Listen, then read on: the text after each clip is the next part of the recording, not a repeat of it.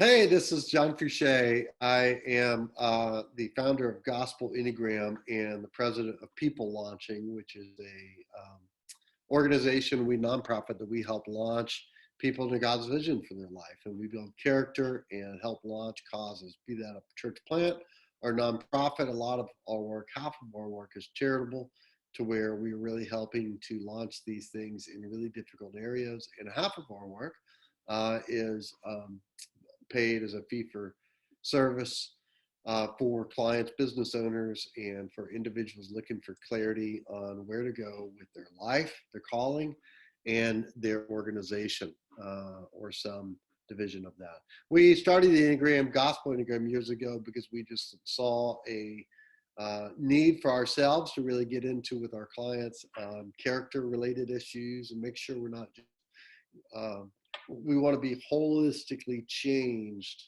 and godly people as we start these things that are walking by faith and not just merely thinking and doing more cool stuff. So that's why we started. Today, we're going to talk about the coronavirus and more specifically our reaction to it and how we can deal with that reaction, those initial fears, especially, but any kind of emotion that comes up that we worry quite a bit. And as we just suddenly move into survival mode, how to instead be transformed and operate from a place of rest with the Lord. So I'm re-recording the first 15, 20 minutes here because I forgot to push Facebook Live button. So I'm going to re-record it and then put it with our guest at the end when I'm asking questions. So you'll get about 15 minutes here, and then in about 15 minutes, you'll notice a break. I think it's important to be honest with yourself about how are you reacting in the midst of the fear and the worry of the spread of this virus.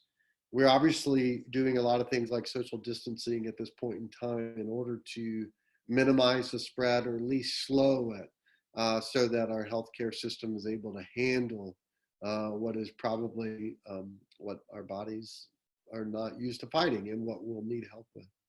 I'm certainly concerned about it. My dad is 88, my mother-in-law is 79. I'm concerned about them. I'm concerned about our family as our schedules are really moved around, and and we're trying to now operate a new way. I'm concerned about not having things in the house that I should. Most of these concerns are legit, but also the way I'm reacting to it is in fear. What I want to do today is introduce both the scripture and a speaker to speak into the situation. The scripture is Mark chapter 4, when Jesus is with his disciples on a boat and chaos comes about, this enormous storm where Jesus is in the back of the boat.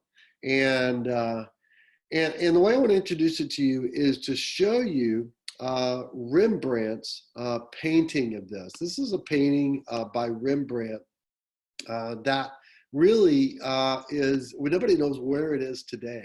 It was stolen. Nobody knows where it is. And I was originally in Boston, but today it is in somebody's storage place or garage, or who knows where it is. Hopefully it's not gone. So let me show you here with a little closer up view here. So this right here, this is a painting, and you can see all different reactions to the chaos that has come here. If you look in the upper part of the boat where the light is on these gentlemen, and the lower part of the boat where the people are here, what you can see is one man with his hand on his head holding the rope. That looks just like Rembrandt.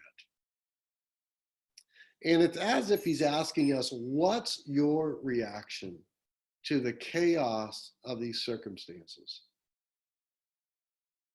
And you could see all these different reactions. You could see a man here holding the rudder, giving it all he's got with the strength. He's kind of similar to the ones at the top of the boat where the light is. The water is splashing one man. He's hanging on for dear life. Other men are grabbing their sails. They're taking matters into their own hands. And that's why many of us have done this, is to take matters into our own hands and to try to hold on for dear life, to try to make sure that we survive and that we take care of those in our immediate group, our family, our friends. And we understand why we're doing that. And going back to the back of the boat, though, there are some other reactions. If you see the man to the left of Rembrandt, he is actually just sitting down as if he's just resigned to his fate.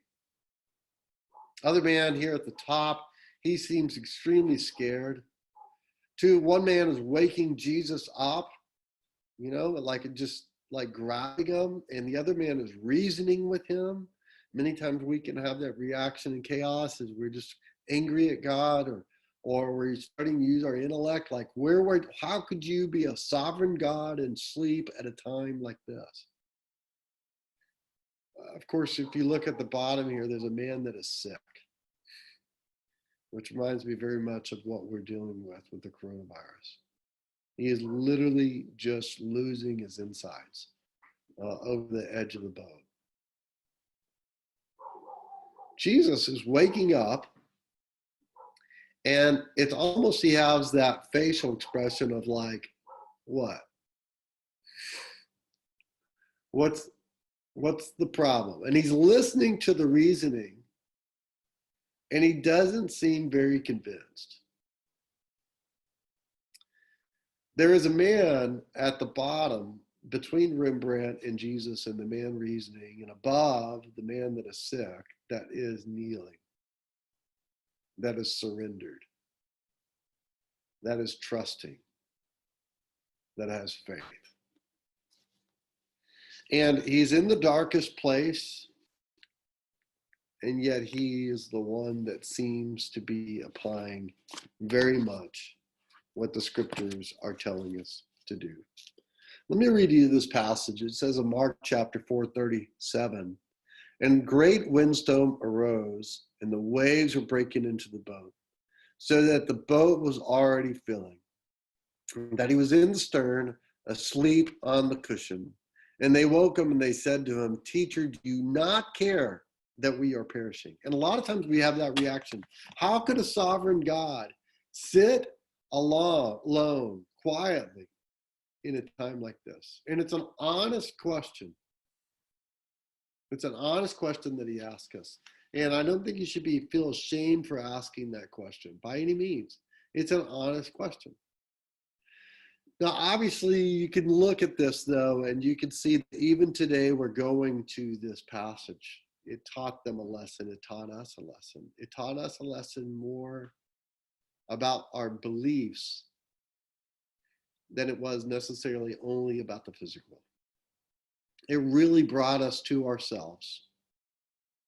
I want to introduce to you Luke Thomas. Luke is a dear old friend. I've known him for quite some time. He is very much involved in our ministry, and he is the pastor of Legacy Church in Knoxville, Tennessee. He also recently wrote a book called Leadership Durability. It's a fantastic read, especially if you're a Christian leader. It's really fantastic. He's done a lot of study on biology as well that he interweaves in there, and he is the Enneagram 6. Enneagram 6 is somebody that's vigilant, is somebody that is watchful, is somebody that's worried about the worst case scenario. When it comes, they tend to be pretty prepared for it because they've thought it all the way through. He's a very assertive kind of guy, and he gets really busy. And I like that in Luke. But he's learned a lot about fear and includes that in the book. So I want to pick up with the part of the interview where I asked him, how does a sense of panic and fear affect us emotionally? So let's listen to that. Produced a beautiful work of art or poetry, or wrote a song or a poem when they're in the throes or fight or flight. We can't even sleep when we are in that mode. So yeah, it makes it very good for us to survive in a moment, in a pinch. It precludes our ability to really, I guess, exist as we are called to exist in the long haul, though. Okay. All right. Okay. Yeah. So, what about how does that affect us? I mean, I'm already making connections, but how does that affect us spiritually and emotionally when that's happening? Yeah, I mean, spiritually, you begin to take the bait that God is going to drop you at every corner. And if He is not going to take care of you, you're going to have to take care of yourself. Mm-hmm. And so, spiritually, it will build a little bit of a wall between you and the Lord, and it chisels away at any sovereignty that He has in the moment. And even if He is sovereign and He is big and He is in control, He's not thoughtful for you. So then again, you have to take care of number one because God is not going to do that. So, spiritually, it it erodes any kind of trust that God is close, He is big, He is caring, and He is mindful of our immediate situation. It does that. Mm-hmm. Um, Emotionally, I think it just makes us bland. I think we kind of flatline a little bit, I guess. I mean, we lose our range of emotions. We're not able to be subtle in what we um, feel. Everything is just fear, and it's amplified up to the 10 on the volume switch. Mm-hmm. So it takes us out of where we all function on our best. Mm-hmm. Okay. Okay. Okay. Yeah. Well, appreciate it. Well, so going back to the passage a little bit and even the painting. So why do you think Jesus is? I mean, this is conjecture. I mean, it doesn't say. Why do you think Jesus is asleep on the boat? I mean, is it just that he's a heavy sleeper? He's got some trick, or what do you? What's your guess on that? I mean, toddlers are good sleepers, and I don't think they'd sleep through that. So I don't think he was a good sleeper. I'm a mix between he really trusted the Lord on that level, and possibly he was going to use that as an opportunity to lead those around him, or maybe a mixture of the two. I'm sure they can cooperate. Yeah, yeah, yeah. I mean, we don't know, but there is a obviously it's such a teachable movement that we're still talking about it today. Right. It continues, and he awoke and rebuked the wind and said to the sea, "Peace, be still." And the wind ceased, and there was a great calm. And he said to them, "Why are you so afraid? Have you still no faith?" And they were filled with great fear and said to one another, "Who then is this that even the wind and the sea obey him?" So, what do you think Jesus is teaching us through that passage, Luke, as you thought about it? I think he's reinforcing something that I think they subtly already knew, but was being tested and with the waves filling the boat. And that's just that that our God has control over the elements. He has control over the affairs of man, of every moment. Mhm. He has spoken peace over a chaotic world in the creation. He has spoken peace over the demoniac. He has spoken peace over the waves. Mhm. He speaks, release the body from the grave. Mhm. God has a track record, He has a trajectory of commanding things that seem uncommandable. Mhm. That it just invites, it reinforces and invites more trust from us, which Mhm. in days like this are incredibly helpful. Mhm.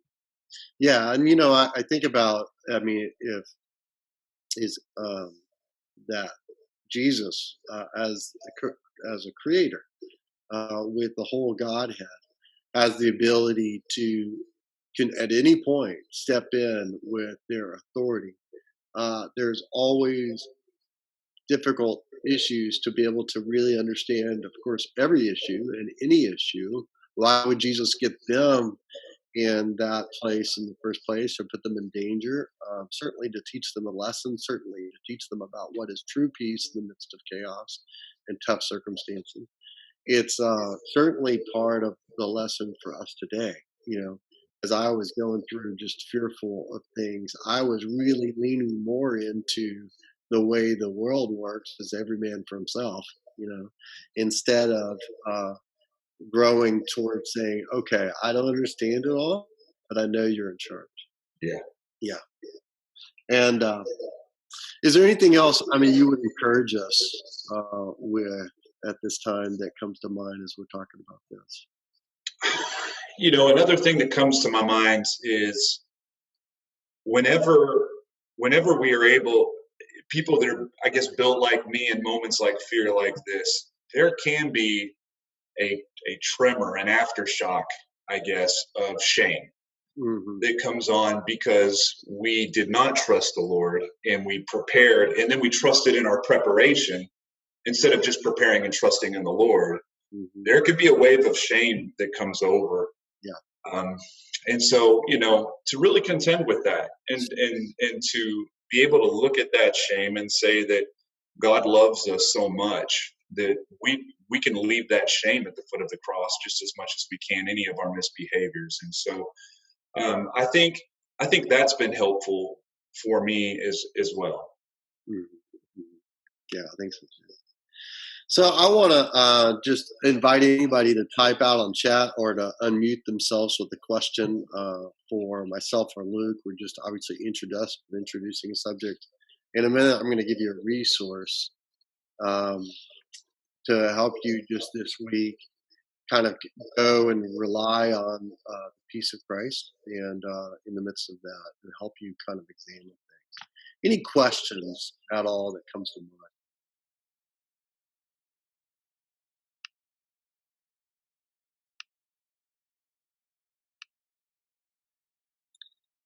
All right. Feel free to interrupt here at any point. Um, as you're thinking about that, let me show you a resource we just put up on the website. It's called Fuel. It's totally free. Basically, you just can download this. This is a worksheet that I created in part for myself. The idea is if you need to get from one point to the other, but you just don't have the fuel to get there. You may have the engine, you may have all the tools, but you just don't have the power to get where you need to be. In our case, we're talking about going from panic to or rest to rest.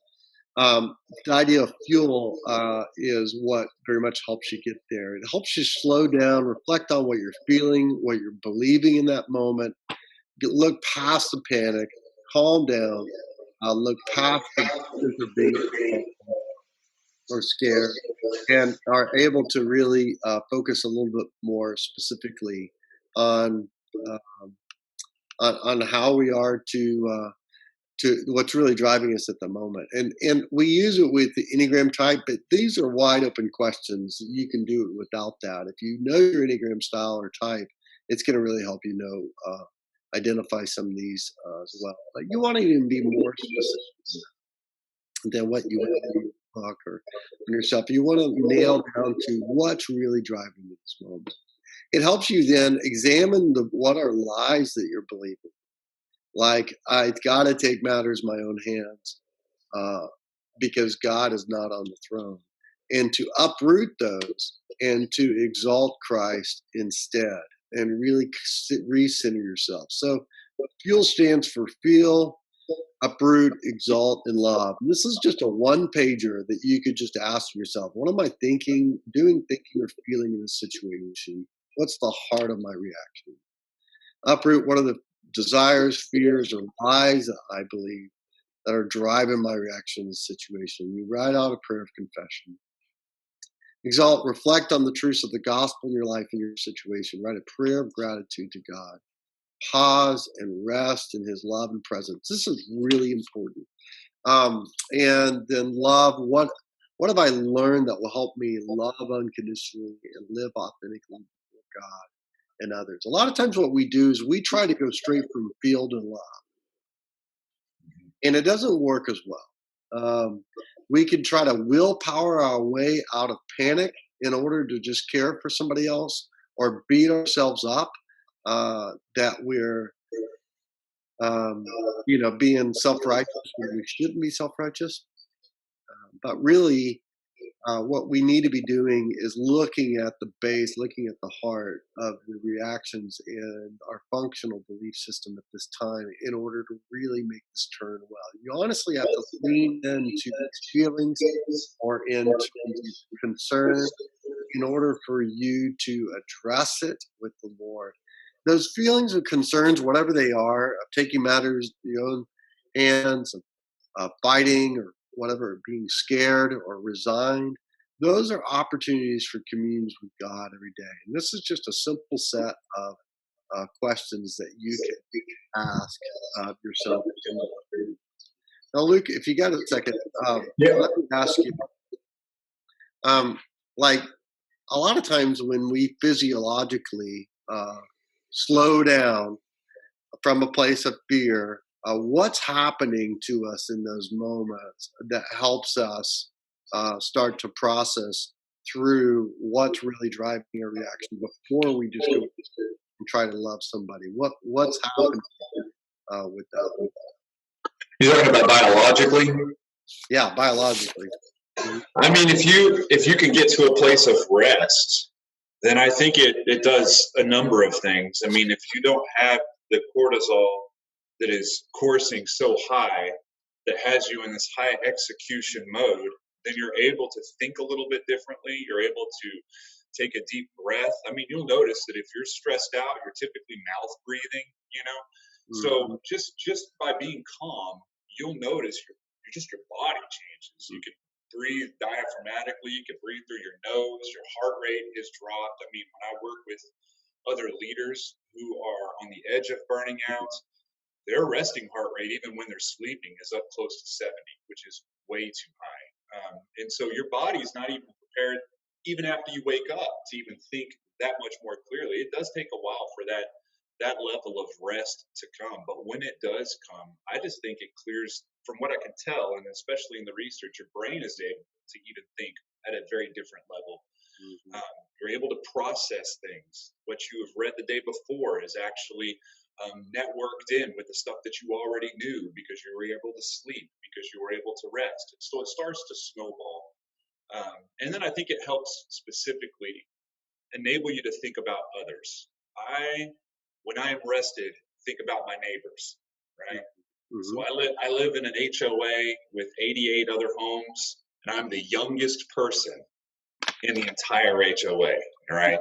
At the age of 44, and so I live in a high trouble demographic area right now. So I need to be thinking about my neighbors. I need to be knocking on their doors.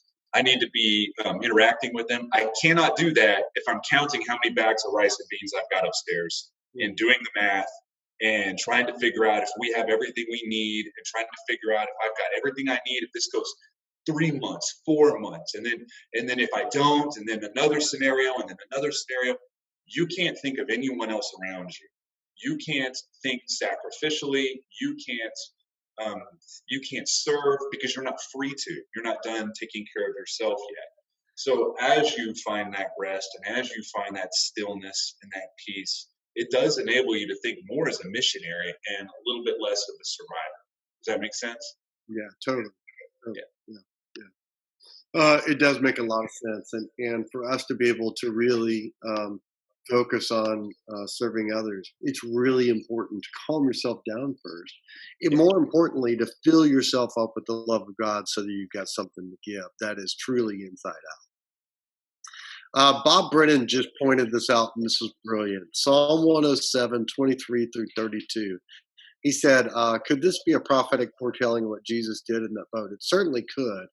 It does exactly what we're talking about, and I want to. It's a psalm where it's got several different sections to it, and it has a kind of a theme that goes with it. This particular part is about. It says this: some went down into the sea into ships. Sorry, some went down to the sea in ships, doing business on great waters, and they saw the deeds of the Lord, His wondrous works in the deep. For he commanded and raised the stormy wind, which lifted up the waves of the sea. They mounted up to heaven, and they went down to the depths. Their courage melted away, and in their evil plight. They reeled and staggered like drunken men, and were at their wits' end. Now, this is the key verse. Then they cried out to the Lord in their trouble, and He delivered them from them. He made the storm be still, and the waves of the sea were hushed. Then they were glad, and the waters were quiet, and he brought them to their desired haven. Let them thank the Lord for his steadfast love, for his wondrous works to the children of man. Let them extol him in the congregation of the people and praise him in the assembly of the elders.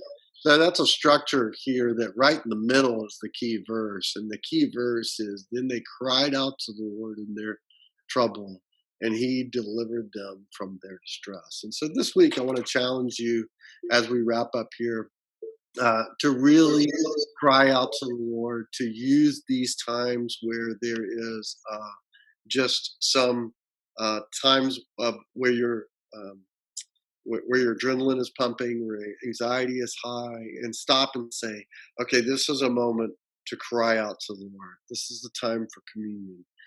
You could use our worksheet, or you could use something else, and just calm yourself down and then really examine what you're believing. That's going to really show you what your true desires are, and something even deeper that times like this can reveal that you don't want to miss. And then rely upon God to resettle your heart, and also to just expand your vision, to expand exactly how you are to serve, like Luke said in his HOA, or in some other way. So that's our encouragement for you today. We're going to stay online here for a minute longer to talk to you about any questions, or anybody unmute themselves with any thoughts. But that's the bulk of the content. If you're needing to move on or grab lunch before you return back to work. Couple things. The rest of the week, as I mentioned, we're going to talk a little bit about stress and anxiety. Tomorrow, we're going to talk about our gifts that come out when we really are trusting in the Lord, and how that comes out, and that's showed in Enneagram. On Thursday, that's kind of a to be announced. And then on Friday, we're going to talk about loving our neighbors uniquely. So that's a little preview of what to come. Everything on our website, most everything on our website is free. The only thing isn't is if it requires our time face to face. Like a coach, we have a How to Coach seminar that's coming up in a week or two that requires us to mentor. So that said, we're done with the content of what we're going to do. I want to invite anybody to unmute themselves or to type in a comment here on Zoom and just let us know anything that you're thinking about or that comes to mind.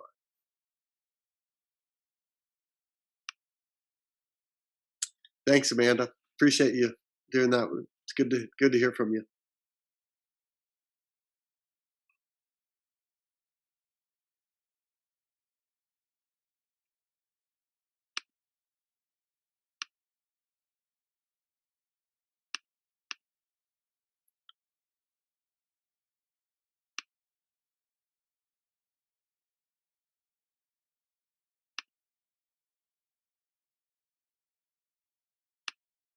All right. I'm assuming the answer is no. There might be some on Facebook, and I apologize. I have not looked at those comments. There are fancy ways to do that, and I'm not that fancy yet. Bye, Bob Brennan. Appreciate you. See you, Latoya. Thank you. Okay, so I'm going to end it, and we will see you guys tomorrow at noon. Have a good one. Thanks, Luke. Bye, Matt.